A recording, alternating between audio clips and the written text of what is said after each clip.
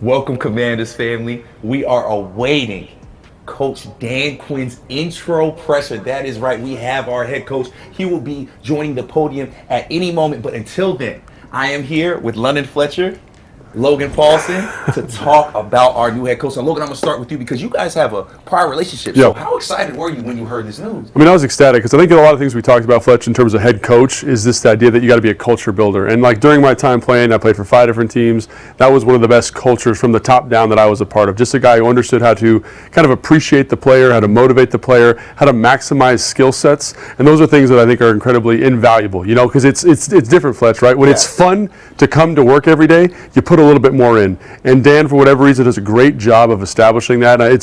So I was ecstatic. I'm ecstatic for the guys here. I'm excited for everyone in the building because he's a fantastic human being. And so I talked about it on the show the other day, reaching out to somebody who played for the Dallas Cowboys. Where was Stephon Gilmore? Yeah. He's my neighbor in Charlotte. Oh, look at you. Yeah, I got connections. but also, so hearing from Stephon and then also hearing from Logan, two guys that I trust a lot, and just getting their perspective. And when Stephon was like, hey, I said, Dan Quinn as a head coach, what do you like about it? He said, man, I love it. He's going to he's great at connecting with the players. That was the first thing he said. He connects with the players. He said he keeps it loose, but he also said this, and you had him as a head coach. Stephon had him as his defensive coordinator. He said he also holds guys accountable.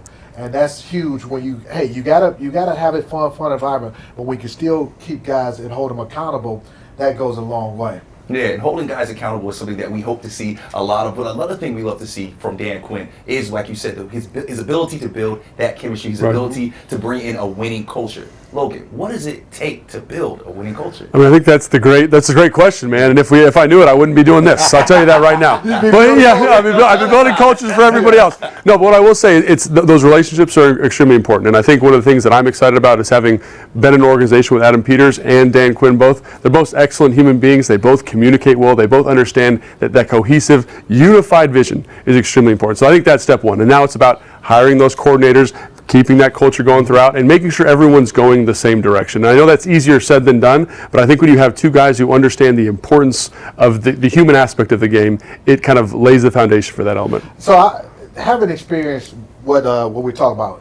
We hear culture, buzzword. Yeah. Winning culture. What type of winning culture? Because everybody has a culture. Good teams have a culture, bad teams have a 100%. culture. But we talk about winning cultures.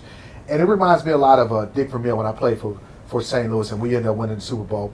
Dick, as the head coach, was he was great at managing everybody, managing the coaches, and hiring the coaches, letting them do their jobs, but also having great relationships with the players. We would go over to his house, have dinner, things like that. So when you had that really family type of atmosphere, and us as players, as brothers, I'm going to sacrifice. I'm willing to sacrifice my well-being because I'm thinking about the guy next to me. I'm thinking about the coaches, how they're impacted. And when you have a guy at the top that everybody buys into, everybody's on the same page. We talked about march and step, lock and step with the general manager, Adam Peters, with the ownership group led by Mr. Harris. You know, that's how it all starts and things like that. So that's what I'm looking forward to. Now, I ain't going to cut you off like I do a pregame show with London and Beamish, but we have him joining the presser right now, our new head coach, Dan Quinn.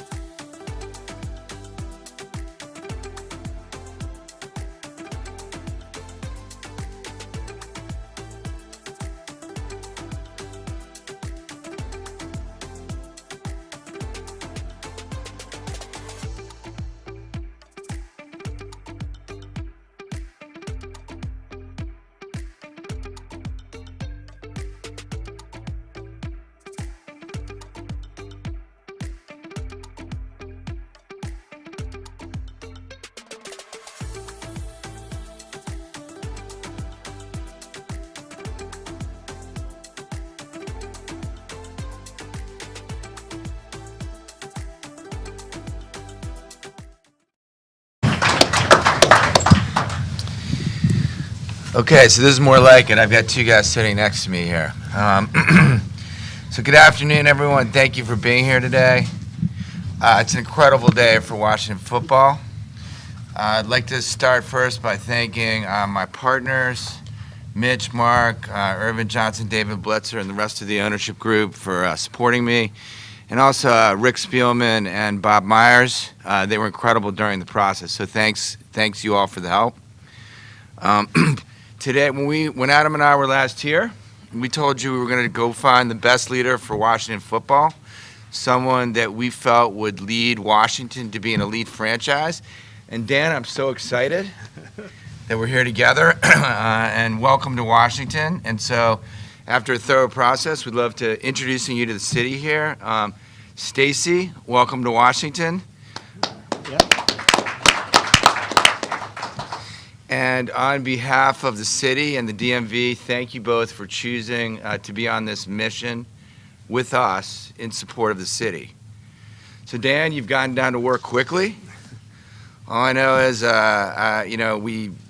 got all together Friday, and then over the weekend, Cliff Kingsbury, an incredible offensive coordinator, and Joe Witt, incredible defensive mind, have joined our franchise, and obviously we're very excited about those two individuals. I'll let Dan describe them, but that's what it takes. It takes being able to attract the best people to create a unit, to create a culture, to create a system, to create a team where you can then recruit the best players on the field. When you get the best off the field, when you get the best team off the field, you get the best team on the field. On behalf of Commanders fans, I am thrilled to welcome you, Dan, Stacy, Joe, and Cliff to the city of Washington. And fans, with your support, the future of Washington football is bright. Thank you for your support. It's because of you all that everyone is here. Now I'll turn it over to Adam. Thanks, Josh. Well, when we set out to hire the next head coach of the Washington Commanders, I said earlier, we wanted to hire the best leader for our team. And we went through a really thorough process. As you all know, we spoke with a ton of great candidates, but our process led us to the decision that Dan Quinn was the perfect man for the job. Coach Quinn has all the qualities we're looking for. He's unquestionably one of the best leaders in the NFL. You can ask anybody who's been around him, coaches, players. He's a top-notch communicator, an excellent teacher and developer, not only of players but of coaches. And he's smart, he's driven, and he's really more than anything a phenomenal person, and just a great, great person who's going to lead this team the right way. He's one of the best defensive minds in the NFL. He's proven that time and time again. He can build elite coaching staffs, which Josh alluded to. He's already started. He attracts talent because of the type of person and man that he is. He maximizes that talent, and that's what we're doing. We're building a great staff, and he's really kicking it off really well. He and I have a shared vision that we're going to build a team that with the play style and the identity that you guys will all love to watch. The fans of the Commanders, not only just here in the DMV, but all over the world, will love watching Dan's team play. Dan and I are going to be in lockstep in everything we do. We already are, and we will continue to be. We will keep the team and staff connected. He has a track record of tying buildings together, and he's going to tie this whole building together, from the lunchroom to the meal room to the weight room to the equipment room to the locker room. And that's how we're going to do it, and we're going to all be moving in the same direction. So I can't wait to work with Dan. We're going to embark on a really, really fun journey together. This is going to be a great and important off-season. We've already started, but the work is just beginning. So with that, I want to hand it over to our new head coach, Dan Quinn. All right.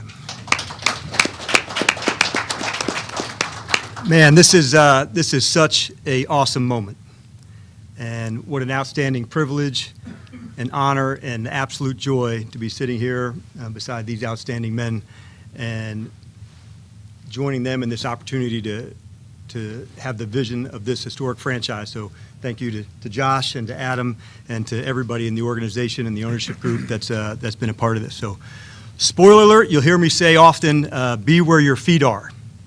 And actually, I try not to say it. I do try to live it. And I'm pretty good at it, too. With one exception. Over the past few years, there's 5 words that have probably tested my feet and my head. If I get another shot. And as a coach, you prepare for it, you study for it, and there's some lessons that you can't study for. There's lessons that you just have to live.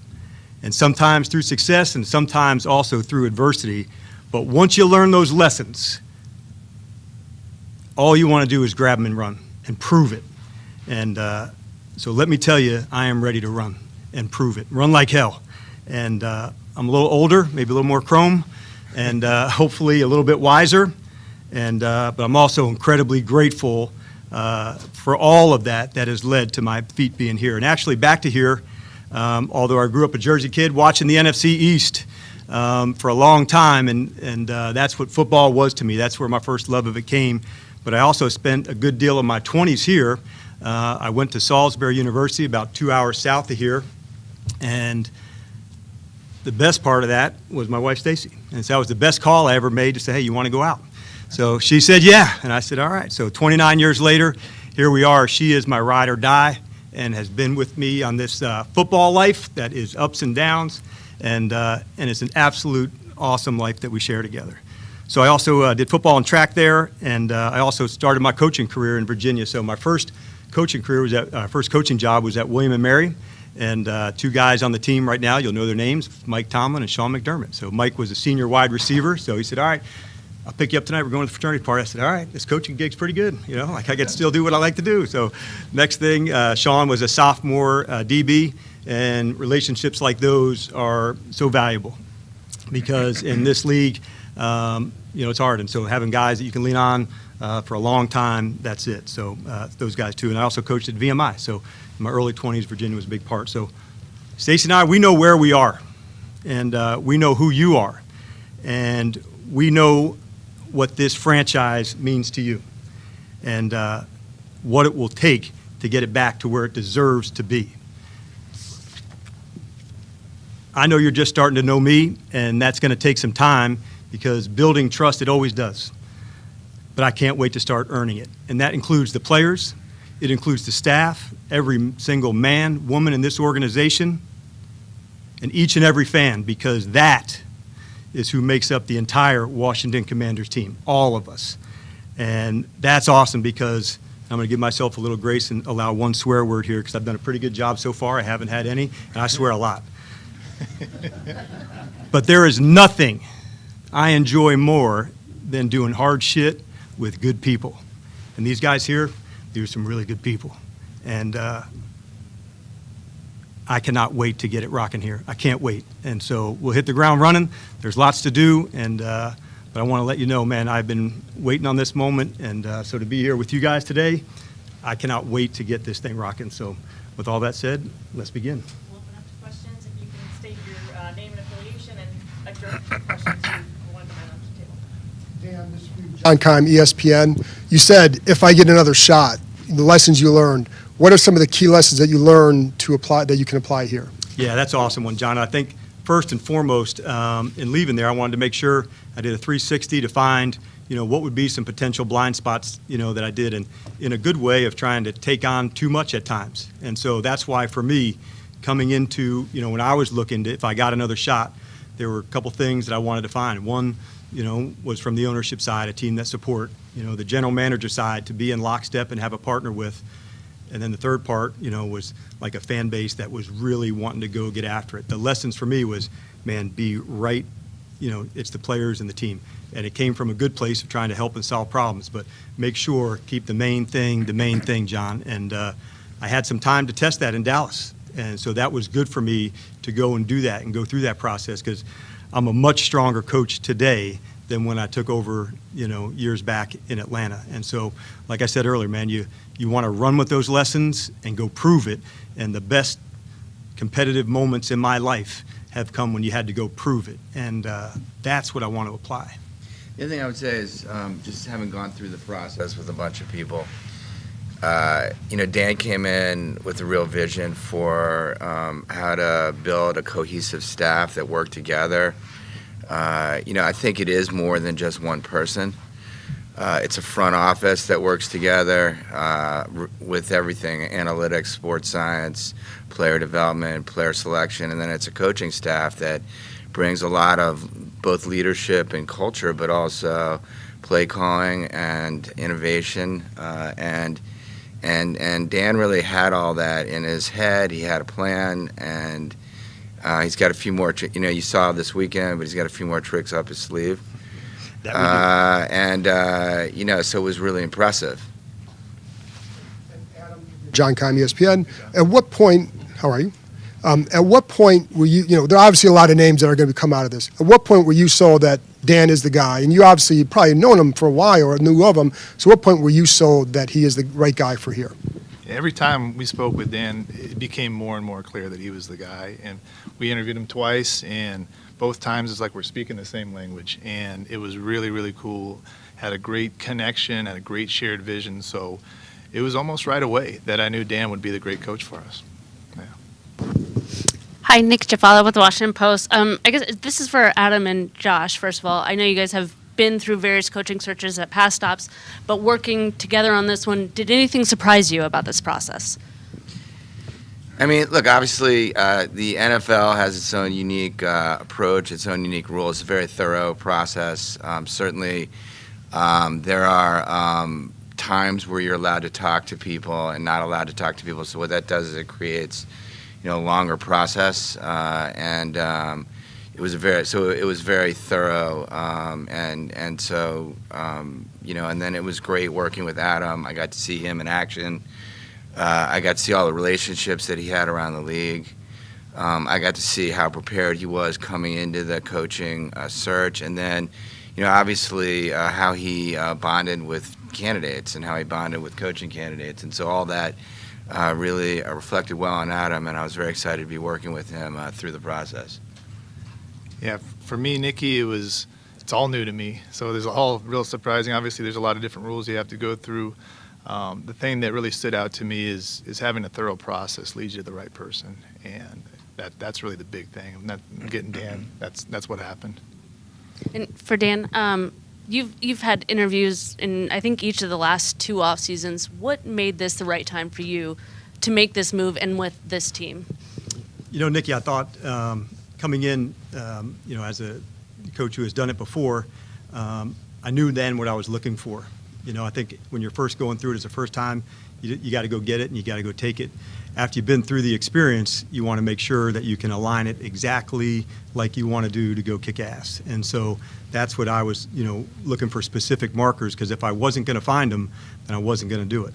And I desperately wanted to, but if the markers weren't in line to say, hey, this alignment between ownership, general manager, the club, I wouldn't have. So when this one was here, it was please call, because this one is different. And this franchise has a historic mark on the NFL. And so that was different. I knew that was different. And so once I knew ownership, I knew general manager, organization, like everything checked, Nikki. And so it was the one that was a flashing light to me that say, this is the moment, this is the one. Coach David Aldridge with The Athletic. Welcome to DC. Thanks, David. A couple of questions for you. One, as you looked at the personnel on this team, what kind of stood out to you as, I can work with that, I can make that work? Yeah, I thought, first side, I'll start with the defense, because that's, unfortunately, that's sometimes where my eyes go first. But I would say, man, was I impressed, by the inside of the defense, with the defensive tackles, and knowing that it starts up front on both sides, man.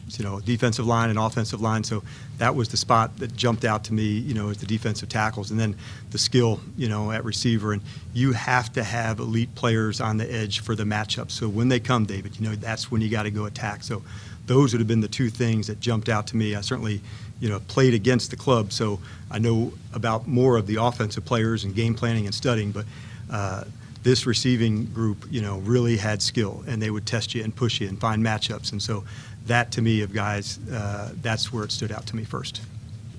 Number two, in our personal lives, our spouses always provide this role, but in your professional life, who is the person that tells you that's not a good idea? Yeah. That you listen to? Yes, and I think you need that, right? You have to have somebody that can see around the corners and knowing and protecting your blind spots. And so when I referred to that person, what I was looking for, I was really referring to Adam, to say, in this relationship, it's built on trust and we go through it together. But in football, the best of the best have this connection rock solid and, at the core, because they deal with things that no one else really does. And so when you win, more, adulation. When you lose, it's harder. So having the person who's the partner to go through those experiences with is really important. And so I don't know if Bob Myers is here, but Bob and Steve had given us a little insight. I had known Steve as a friend, and I hadn't known Bob, but I saw what good looked like between a head coach and a general manager. Not just, and there's other sports I've seen it obviously as well, but I wanted to do, we could do that for him and I, a goal years from now to say, Dan and Adam, they did it the best that anybody's done in professional sports. And that's a super high bar, but that's the standard that we want to get it to, because at the end of it, it's not about the credit or what it is. It's just about us over the long term, kicking ass for a long time together. And we both share that vision. So on every organization and every team, you need that. And so that's why when I said why that was so damn important to me to find the right general manager to partner up with, because they're the ones that have to be shoulder to shoulder with you through the good and through the adversity as well. And so each person has that, and Stacey is that no matter what. So she's first, and she knows football pretty good too. But professionally, it's Adam. Hey guys, JP Finley with NBC4 and 106.7 The Fan. Dan, this is a question for you. Your records as a defensive coordinator speak for themselves. It's all very impressive. When you were coaching in Atlanta, some of those defensive numbers weren't there. How do you take on your second chance here, what you do differently as a DC versus a head coach? Yeah, isn't that the best? That's one of the lessons to take on, to say, man, I've got to make sure, like, after doing the 360 of leaving Atlanta, of spreading myself too thin. And so where I need to be is right there with the offense, right there with the defense and the special teams, and not allow outside things in the organization, just more things to go. So the main thing, keep the main thing, and that's the players and the team. And that's why, I'll lean on Adam so hard. I didn't want anything other than that, to be right there doing it. So good news, I had some chances over the last 3 years to do that and to prove that and to delegate and make sure I could keep the main thing and focus right where it needed to be. And that's when the best results come. So you can't turn back the clock, but you do have to learn the lesson. And that's what I wanted to make sure when I left Atlanta, it was during the middle of the season, and so you have time to reflect. It's lonely, it's disappointing, it's depressing, but you don't want to just rinse and repeat. You want to make sure, how do I take this, change it, and then make sure you get to prove it again.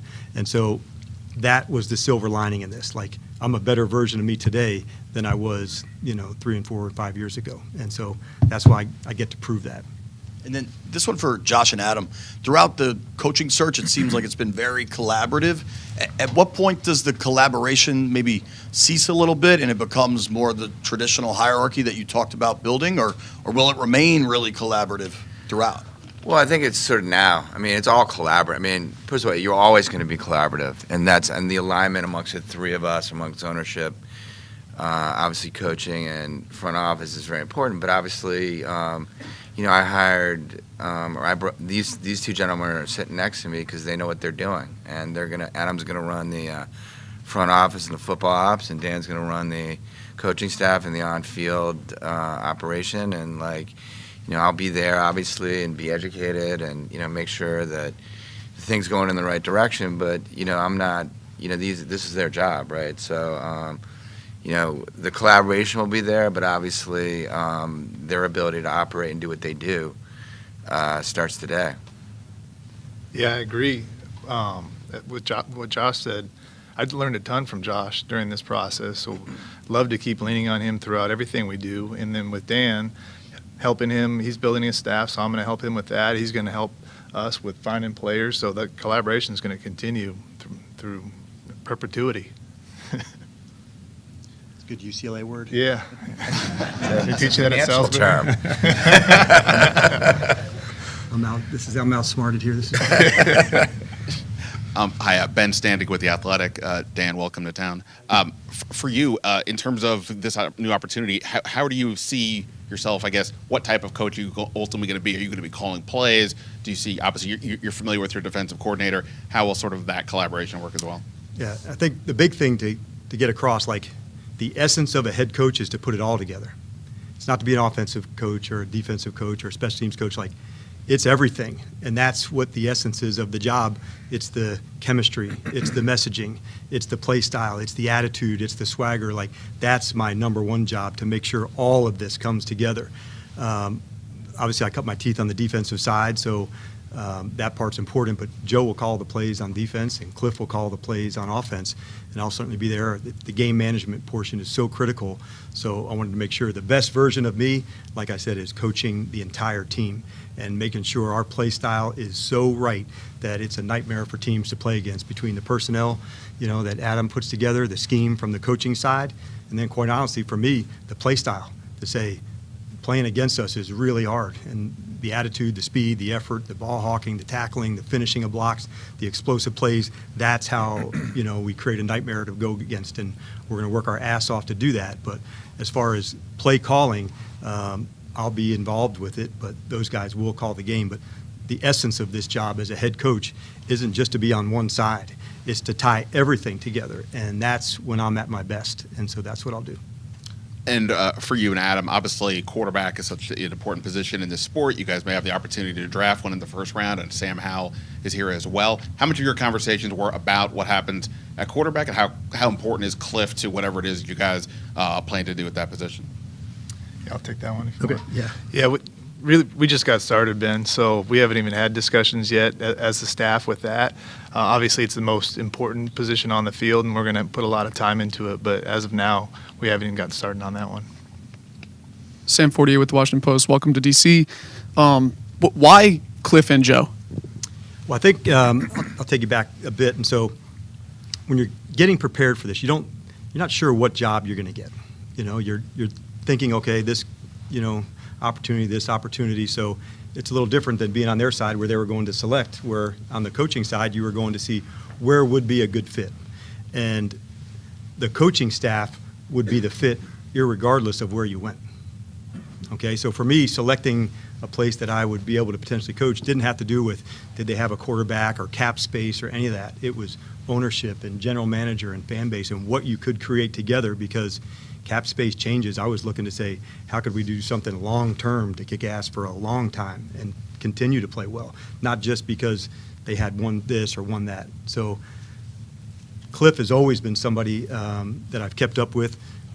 Years ago, we both coached in college, and we first met each other at an award show and just kind of hit it off on that time, and then competed against each other. I certainly followed his career, through his time at Tech and then into Arizona and competing. And so in the same way of why I wanted to hire Kyle years ago, like, he was hard to go against. He would stretch the field horizontally and vertically, and going against Cliff, those same feelings you had. This is going to be tough. Matchups, formation, speed, shots down the field, aggressiveness, boldness to go. And so as a coach, you were writing down some names if this is something in your future that said, if I get that shot, this is somebody I would want to talk to. And so that's where the start came from him. We're really pumped that he's going to be a part of it. Obviously, I know people talk about, his acumen with quarterbacks, and that's proven, but he's also an excellent coach. He's not just, a guy that's going to be with the quarterbacks the whole time. So I want to make sure I'm clear on that. And then with Joe, it's a little different because I had a chance to be shoulder to shoulder with him, over the last 3 years in Dallas. And through that time, I've just seen the detail, the connection, the play style, and so to play good defense, you better be a good tackling team, and you better know how to take the ball away. And those are two things Joe and the units that he was charged with have been excellent at. And I think over the last 3 years, with Joe there, the team had been, at the top of the league in terms of takeaways and defensive touchdowns. If you want to play good defense, you better tackle, because I'm not talking about in the A gap. I'm talking about there's space plays that happen in today's NFL. And so in that space, how do you have the technique to go and make tackles where guys like Cliff and Kyle and everybody else want to create all this space to say, make it hard. So you better be a good tackling team, and you better know how to get the ball away and show good disguises, to make the quarterback have to read the coverages after he has the ball in his hand. And Joe's been exceptional at that through his career. So that's why when those moments come and you want to nail it, you do it and you go for it. And so I appreciate Josh and Adam when the moment came to go be aggressive, we were going to go do that. Can you take us through the timeline, the emotions of interviewing for this job, and then what was the moment like when you got the call? Yeah, I'd be glad to do that. It's, nobody's ringing. All right, you put your phone back. Is anybody calling? No, they're not calling. So, is my phone working? Yes, it's still working. So I wanted this moment. And so, you were just that. And so Stacey and I took a ride, out in the car, and we don't ever do that. She's like, come on, let's get out of the house. And so we just, went around, and then Thursday night, I think, or whatever it was, a couple nights ago, Adam had called and extended it out. And so then you have to kind of wait overnight to get there, and so you don't sleep much that night. And then it probably doesn't fully hit you until you get your feet on the ground here. And so that was what was really cool about last night. We were not expecting to see Adam and his wife Jen there on the tarmac. And so, that's brotherhood. That's showing, I'm in with you. And that was awesome. So you want the call, you're ready for the call, but it becomes more real when you get there because, you want it, you're there.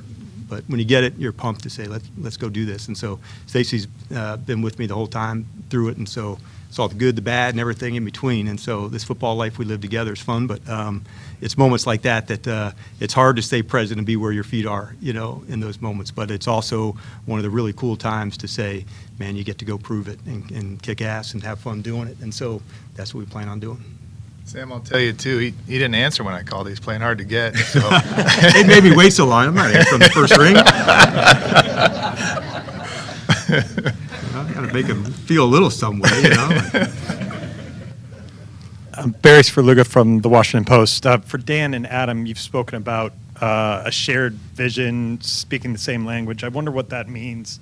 Is that in a football way, I like the hybrid 4-3, or what are some specific examples of sharing that language? I think we can probably start. I'll start it and then kick it over to you. I think it's probably deeper than scheme, because if you went around to the other 31 teams, there'd be a lot of the same scheme. There's going to be wide zone, this passing concept. It might be a version of cover 3 or man-to-man. So all 32 play some of that. It's more about the play style and the vision of how to feature players into that play style.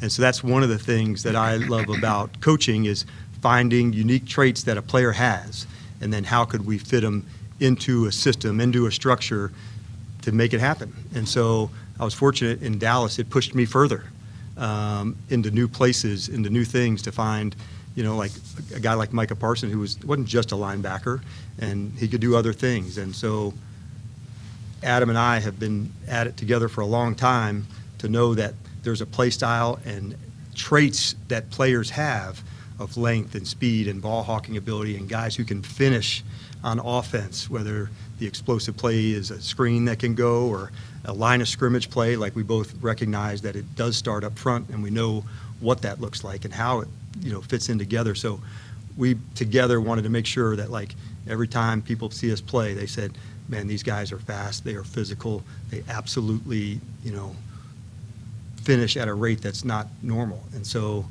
he's seen what that's looked like. He's lived it, on the 3 clubs, on his way up to see all that. And so having the ability to go to other teams, there's advantage to that, because for everybody else, and I've said this to owners before, I remember saying to the Jones, well, we've never been anywhere else. This is the only way. When you get to other places, you find things that you would take along the way that you get to share about it. And so just this morning, he and I are going through the roster again and talking. So it's more of a play style and an attitude and traits than it is a scheme of a 3-4 or 4-3. Football scheme evolves, but the player side of things, and Adam and his staff and their crew of making sure we're always finding ways to feature the unique things that players have, and we'll work really hard to do that here. Yeah, I think you covered it all, but I'll probably be repeating you here a little bit. But yeah, it's that identity, that play style that we're looking for, that when you're watching we call it the silent tape, when you watch it on TV and you turn the volume down, you just see how fast and physical and aggressive you are on both sides of the ball. Finishers, that type of style is what you're looking for. And whether it's 4-3, 3-4, however you want to talk, wide zone, any type of offense, it's finding those types of guys and it's really the type of people that we want to bring in the building, and people that love football, who are going to, give it all for us on the field. So really throughout the whole process, it's like we're speaking the same language. It's like I'm interviewing almost a person just like me who thinks the same way about football. So I think that would answer your question, hopefully. That's cool. Yeah. Dan, Chick Hernandez, WUSA 9. You're filling out your staff. You've got Cliff Kingsbury as your OC. What happens now to Eric Bieniemy? I had a good visit, Chick. I'm glad that you brought up EB, because I think he's an excellent coach. And so I had a chance to visit with him today, and so we'll continue that dialogue to go. He's, no longer, we're not going to work together here, but in this coaching brotherhood, I wanted him to know, man, I really respect the work that he's done. And as coaches, we all stay connected even though we're on different teams. So I wish EB nothing but the best, and he'll do a great job. I was really pumped that he took his shot this year and went for it, and so I've got a lot of respect for him. And Josh, you've got 2 other squads that you manage. How different was the search for a head coach here, considering this is a team that you grew up watching, and what it means to you personally? Look, obviously, growing up in Washington and Chevy Chase, all the history that I experienced with the Joe Gibbs era and all the championships, made this super meaningful for me personally in terms of being at this moment and being able to, I think, propel this team forward towards our goal, which is to being elite. None of us up here want to do anything but be elite. So I think that this is a big day for me. Big day personally, and we're all really excited about delivering for this city and for the area. Steve Weiner, Associated Press. Dan, I know obviously you've got a lot of work to do, but how excited are you about being able to pick your own quarterback and kind of mold this roster and all the options you have in front of you? Well, I think number one, I'm pumped because you get to do it with people that you want to share this vision with. And going into it, the team has excellent players, and that's job number one, to find those unique guys on our team and feature them into the right spot. So before you even get to the draft, there's the own club, here in our own house, to evaluate and handle. And then into free agency, you add some more, and then into the draft. So we're just getting rolling, and this wave is going to keep riding for a long time. But we're just catching it right now. So as we're hitting it, it's first about our club and in-house. Then you expand some more into free agency because that ties into the draft. So conversations with Adam, like, okay, you can spend on free agency here, but there's good depth at the position in the draft there, and that's the strategy and the acumen that he has of knowing which levers to pull based on free agency and the draft. But we want really tough, competitive-ass guys that are going to absolutely go for it. That's the trait. That's the secret sauce. And the more people we have on that, you're going to hear us see competition, talk competition at every corner. And that's what these elite NFL players are. They grew up their whole life competing. So, why would we not put them into anything other than this, competitive cauldron to roll? And so that's what we plan on doing over and over and over again. But as far as the draft, that's a little too far down the line for me right now. And Adam, you guys have talked a lot about collaboration. What do you expect Dan's role to be in terms of you guys when you're figuring out those kind of decisions moving forward, and kind of what kind of input you seek from him? Yeah, that's the exact environment that I want to be in, is being collaborative with the head coach through every decision that we make. And that's whether that's the draft, free agency. We're going to be talking all the time. We may have a door connecting our offices. That's collaboration, right? Yes. So, but yeah, so every decision we make, we're going to talk. We're not going to make a decision without talking to each other. We're going to come out of that room, whichever door we come out of, with the same answer in mind. Scott Abraham, ABC7. Dan, welcome to Washington. Thanks, Scott. The word rebuild came up a couple of times during Adam's press conference. Do you view this as a rebuild? And if so, what's the process of going through a rebuild, and time frame wise, how do you want your team to kind of take shape during this rebuild? Your words, not mine. All right. So I'm really honestly glad that you brought it up. And I know it's a big topic. And I would say this is a recalibrate, finding our north again. And that starts, with our identity of our club. So, no, you will not hear me say the word rebuild at all. This is about assessing what we have, how do we add to that, and then how quickly we can accelerate this process together. Now, how do you do that? Connection, staff, off-season, into training camp, and then ultimately putting all these guys to find the best group to help us go play as well as we can, as fast as we can. So there is no timeline on that, but we will push it hard to see how good we can get and how fast we can get. But I see it much more as a recalibration to say, let's find our north, own our identity of how we're going to get it on, and then push hard to reach that. And like all things, it takes some trust, between teammates, staff, personnel, ownership. But the more connection we have, the faster we'll get there. And there's a lot to get done, but I honestly do not see that word as part of my thinking at all. You said the word identity. What does a Dan Quinn-led football team look like? Adjectives. Tell us what it'll look like. I would say, if I had to say two right now, it'd be explosive and physical. And the explosive comes offensively and on the return game from big plays. Through the run game, through play action, through the passing game, ones that can change field position. And those are the explosive plays that you have to keep going and being aggressive to go.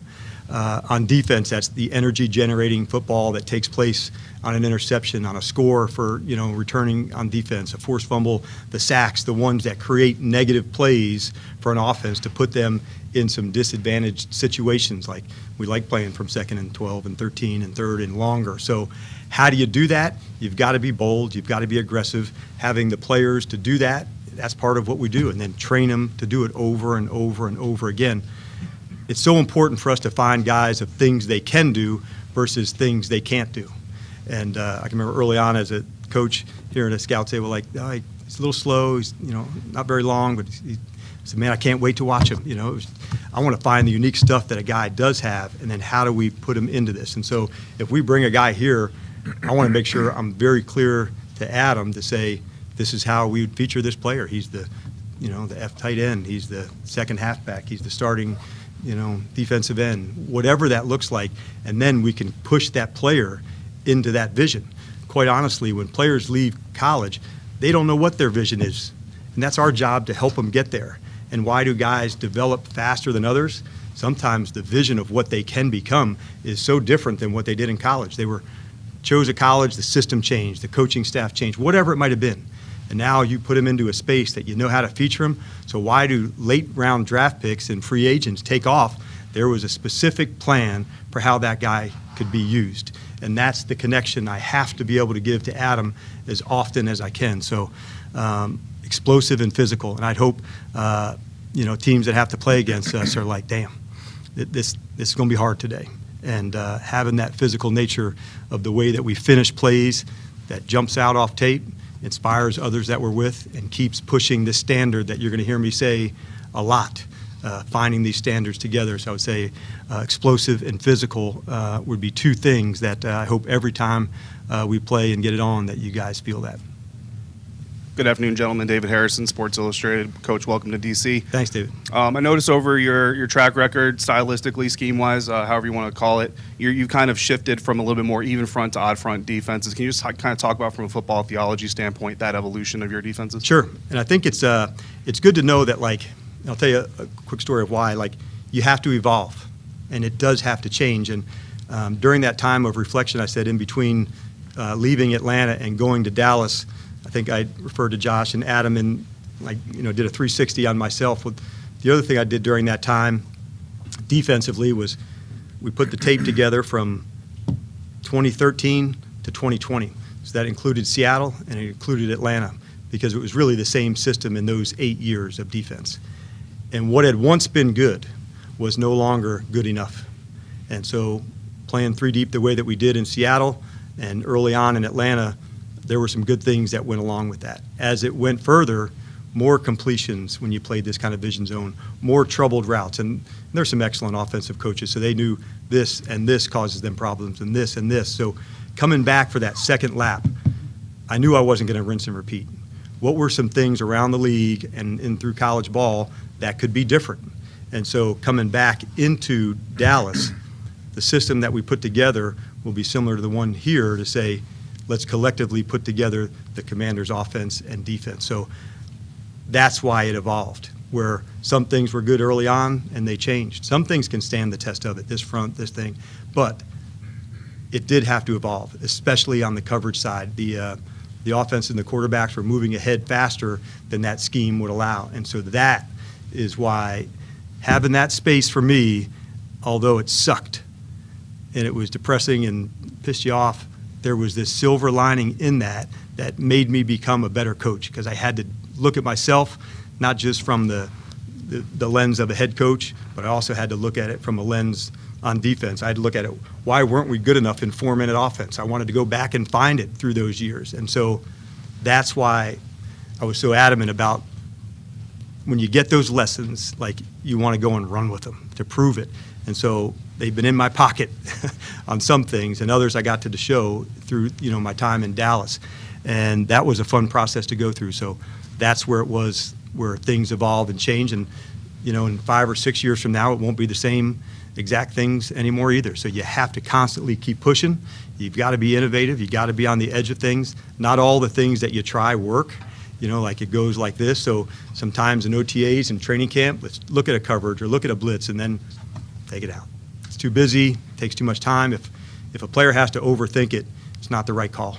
I want them, from the lens of their vision in the helmet, that they can go and really attack. And if I have to make them overthink it, whether it be at the quarterback position, this check to this check to this check, or as a defensive play caller, to this, to this, to this, and they have to slow down where they can't play fast and aggressive and hitting, then it's not the right fit. So there's some trial and error, but it is part of coaching that makes this profession so much fun because it's always evolving.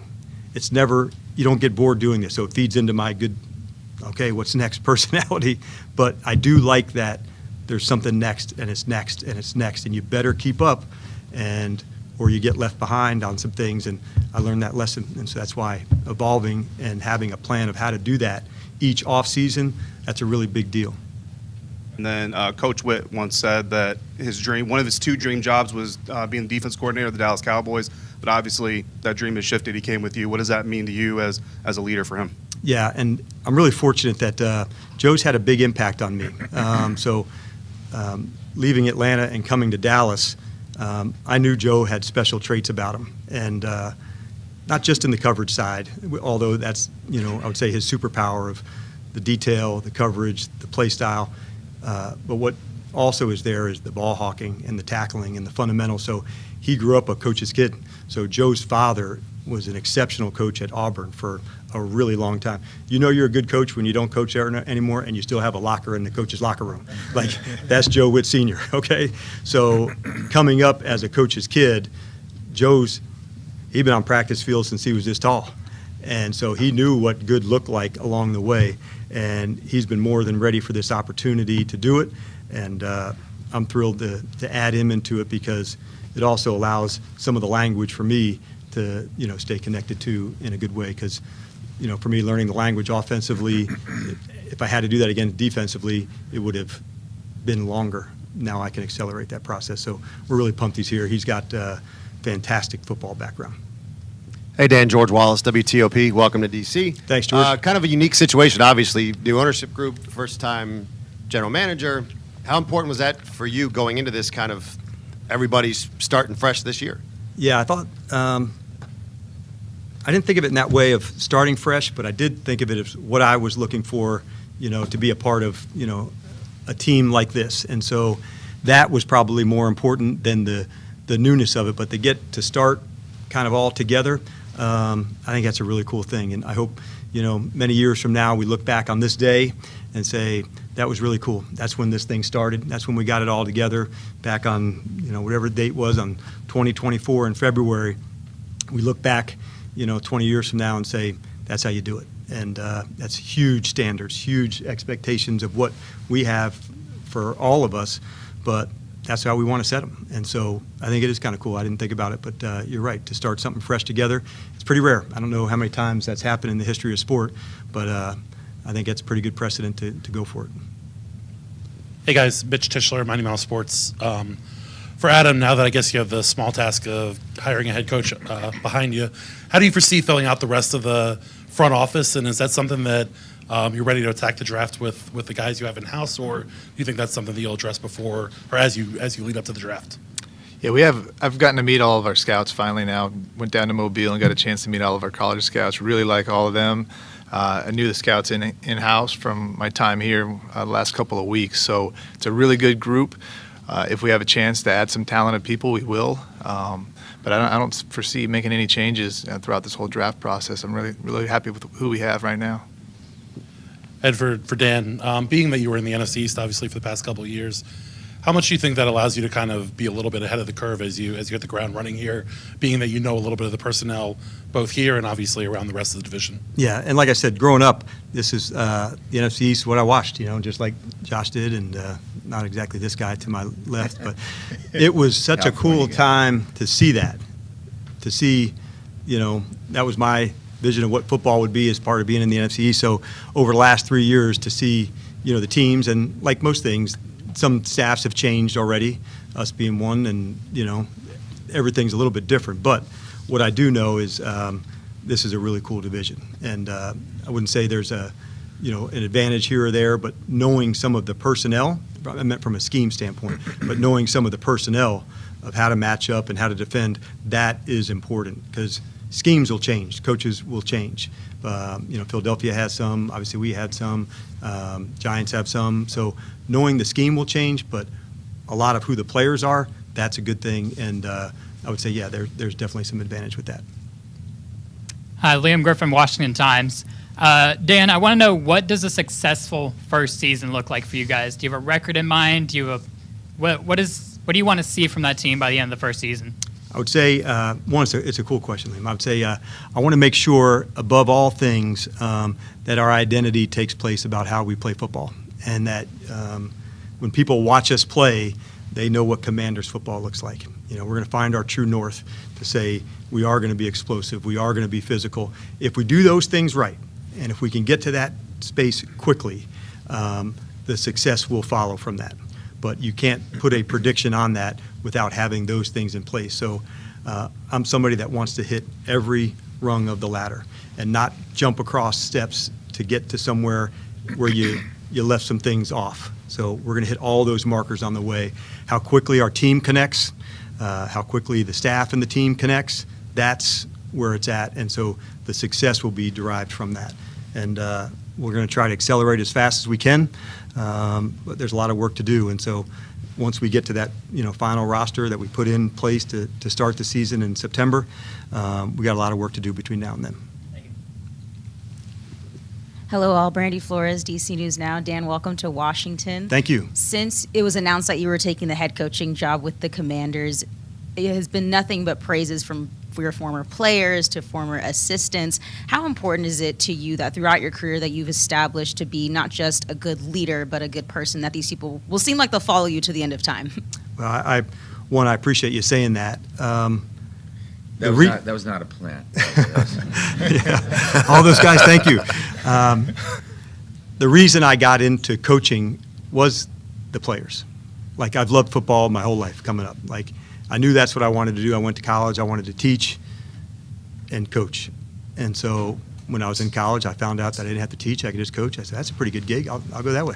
So, but teaching has been part of what I've done for my whole life, and that connection with people and players specifically is what I've done.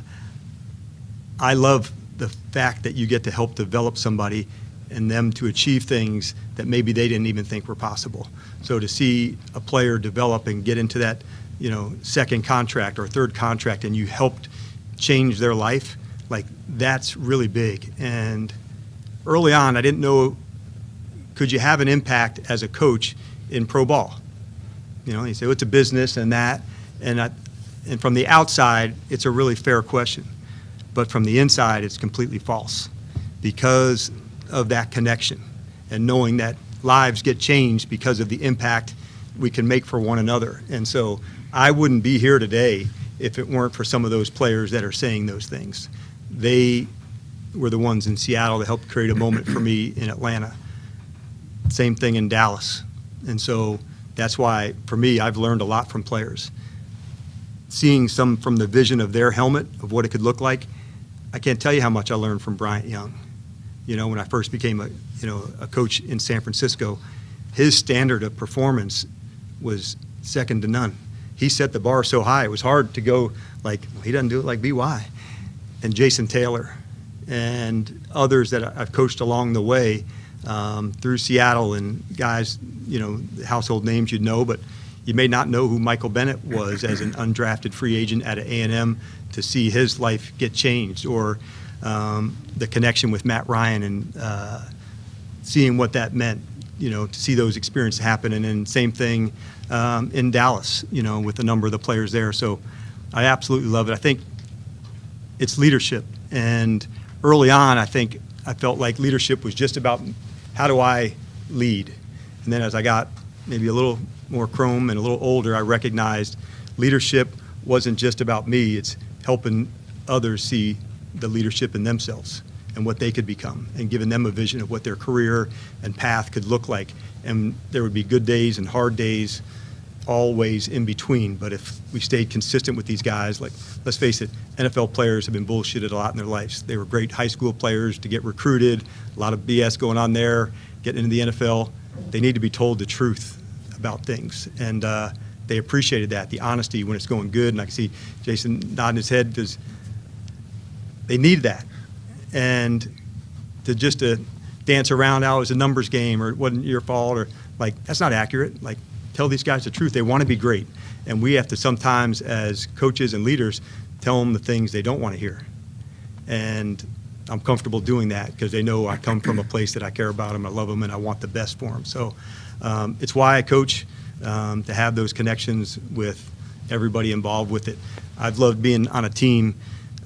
It's my favorite thing. I've been over on over 78 teams in my life, from being a 7-year-old to sports through, high school and college and pro ball. And so being on a team is what I know, and it's what I love. So that's why that connection's so damn important to me, players, coaches, the whole thing. And when you get it really good and really tight, that's when the magic stuff happens. And it's hard to do that. We got different than, I know, Josh from his background in hoops and in hockey, like, it's a big team, we got to run 100 deep here, between players, coaches, staff, to get connected. And if you can get that many people together on a vision of how to do things, knowing that, like, every role matters, for game day, to just support those guys, that's when you hit it. And knowing every person in this building has a role in winning. And that's what we got to get to, and the players feel that. And that's why I love it so much. Thank you, Dan.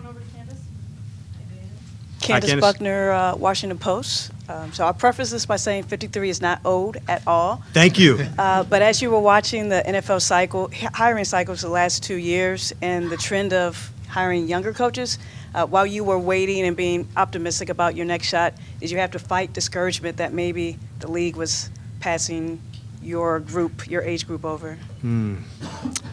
Young and shiny, right? Yeah, okay. Well, I would say I was once young and shiny, so I wanted to make sure, I don't see myself as that. So it was honestly more like offensive versus defensive. So it was nice to see people recognizing you got to coach the whole team. That's a head coach. That's the essence of it. It's not just this one group and hope it goes good on the other side. That's what an offensive coordinator does, a special teams coordinator, and a defense coordinator does. So it was never one to me about old or young. Like, we've seen some really good coaches, two who I regard very highly, who just, finished their careers this year in their 70s. And like, that's the mark for me. Let's talk about that in those terms. But it wasn't necessarily age as much as it was offense versus defense. So I can't believe you outed me. I am 53, but I was absolutely going to go for 45, but this probably gave it away. So. The players, either through phone call or just text? Not yet. And now that I'm here, I look forward to getting to do that. There's so many guidelines that you can and can't follow, but more than anything, I just want them to know like how pumped I am to get rocking with them. And we are going to compete our asses off together. And so knowing that, I hope they feel the energy that's and momentum that's going to come from this day forward. And knowing that years ago, I can remember Matt Ryan, after my first year together, he said, I felt like I got traded, but I went back to the same building. And I thought to myself, good job, because that's what I was wanting them to feel. They needed a recalibration, and our club does too. And so that's what I anticipate doing. That's great. Thank you. Photos? Good job. All right, thanks. More cowboy.